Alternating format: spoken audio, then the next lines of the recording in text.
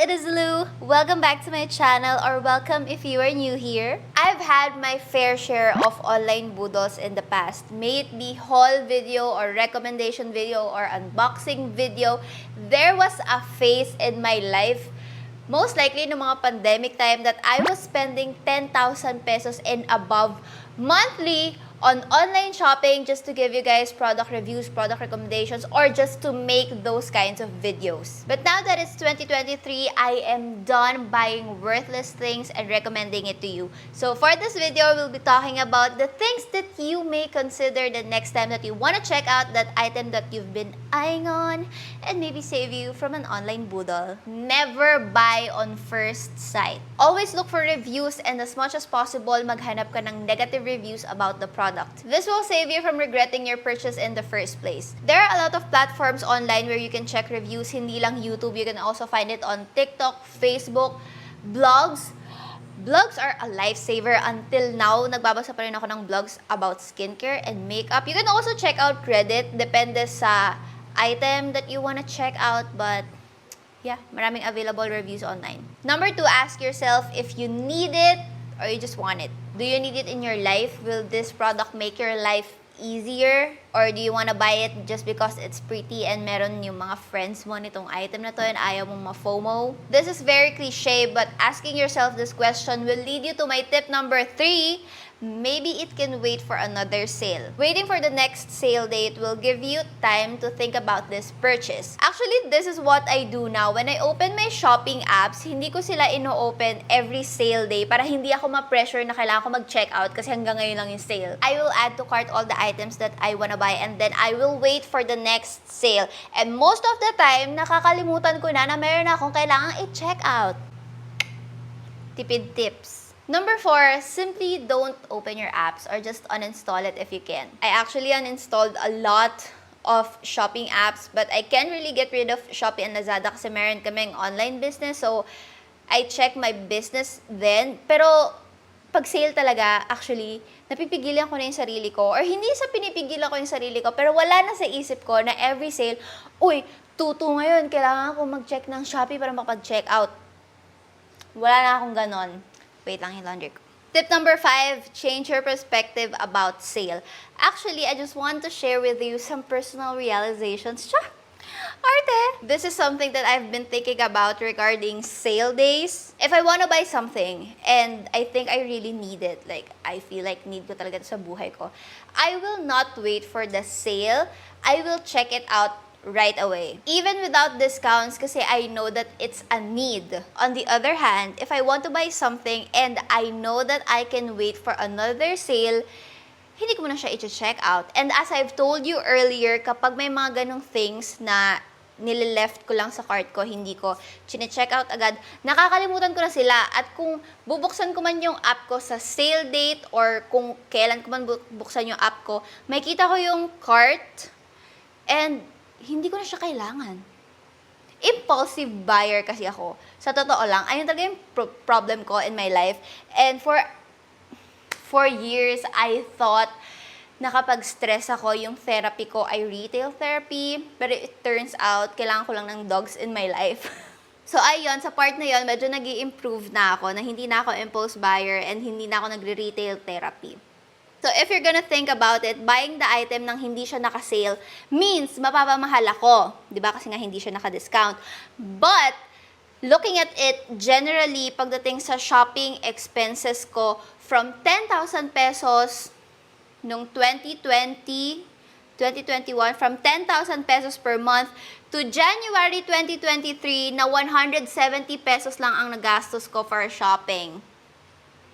And for February, so far, nakagastos ako ng 5,500. Although that is big, yung 5,500, I have my reasons. Okay? So to explain my February expenses, I bought an activewear set na yung top niya, para siyang sando type of sports bra. So it gives me more coverage sa gym. Hindi ko na kailangan mag-jacket, mag-t-shirt, or whatever.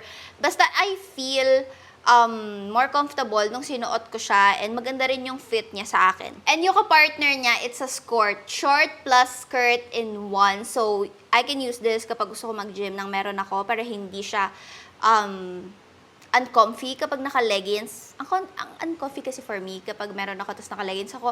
Also, kapag leg day ko na mga squat na mga ginagawa ko, para hindi ako mailang sa leggings, yon, binili ko yung skirt na yon. And wala pa kasi akong ganon, so I bought it. I also bought a set of beddings dahil isa lang yung beddings namin dito.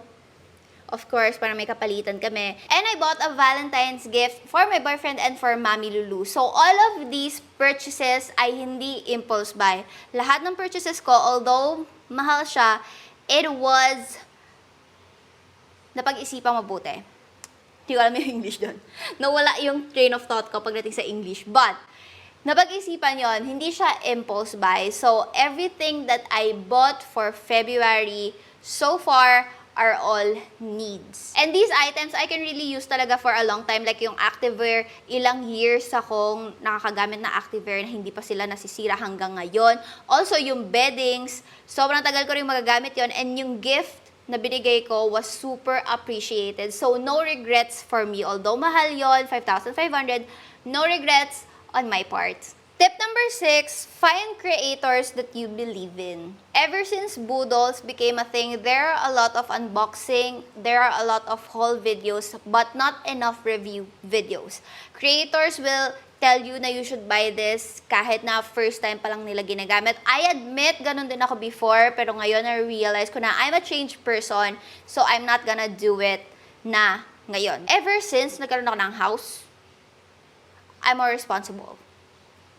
Also, remember that I made a series na sulit budol ba or na budol-budol ka just to show you guys how passionate, how serious I am with taking or reviewing things na dapat nagamit ko sila weeks na before ko i-recommend sa inyo. And I gave you my true opinion, negative or positive, sinabi ko sa inyo sa video na yon. I'm not sure if gagawa pa ako ng mga ganun, pero if you want to, let me know. Since hindi na rin naman ako bumibili ng kung anes-anes ngayon, so hindi na siya every month. Also, that is the reason why I stopped making first impression videos on makeup because although maganda yung first impression video dahil you will know everything about the product talaga, but the longevity, the performance talaga ng product, as time goes by, nag-change talaga yung perspective mo at saka yung review mo. So, it's really important for me to recommend a product and review a product na na-try ko na for weeks. And for sure, I will make recommendations videos sa inyo in the future, but you can believe in me that I will only recommend products that are worthy of your money, that are worthy of my own money. As for other creators, I'm not saying naman that first impression videos and unboxing videos are bad.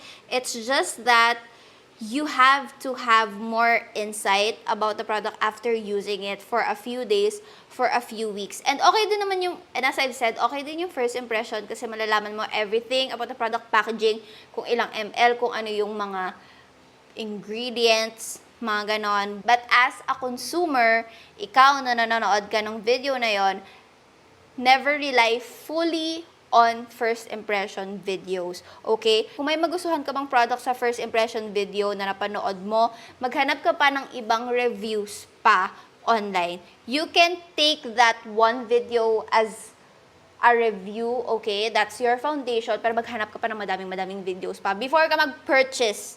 Okay? And there are a lot of creators out there that are very credible and very responsible talaga pagdating sa pagbibigay ng reviews about sa products. So, look for those creators. So, here are my tips on how you can save yourself from online budol and save yourself from sale and from purchasing things that are worthless. So, if you like this video, don't forget to leave me a thumbs up and subscribe because I will be making a lot of adulting videos, yung mga ganitong topic. Kasi I am done talaga. Done ako gumastos. Okay? So magpapaka-adulting na tayo this 2023 and we'll make responsible decisions in life. Also, the financial videos are here to stay. So kung hindi nyo pa napapanood yung mga financial videos ko, harapin nyo na lang sa channel ko. Yan. Thank you so much for watching and I will see you on my next one. Bye!